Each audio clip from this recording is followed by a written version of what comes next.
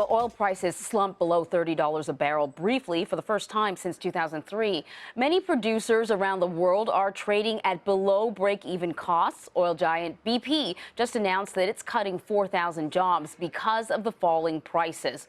But the news may be good for some consumers, at least for now, with some states in the U.S. seeing prices below $2 a gallon at the pump. Gas Buddy senior petroleum analyst Patrick DeHaan is in Chicago, and he's joining us now to help us break down these numbers. Patrick, what is behind this oil slump?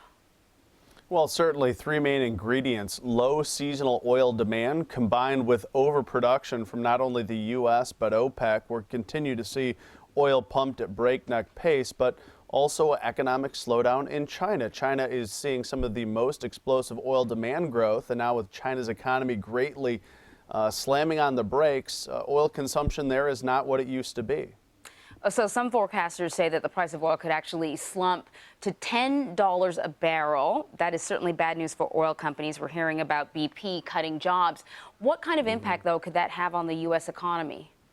Well, should oil prices get all the way down into the teens, it would be a vast amount of damage to the oil sector, though it would bring about prices at the pump that would near or drop under $1 a gallon. In fact, here today, with oil prices at $31, we're already seeing the nation's cheapest stations just 30 cents away. A station in Virginia this morning at $1.29. So it would be terrible for oil companies to see $10 oil, but it certainly would be a big win for the motorists across the country.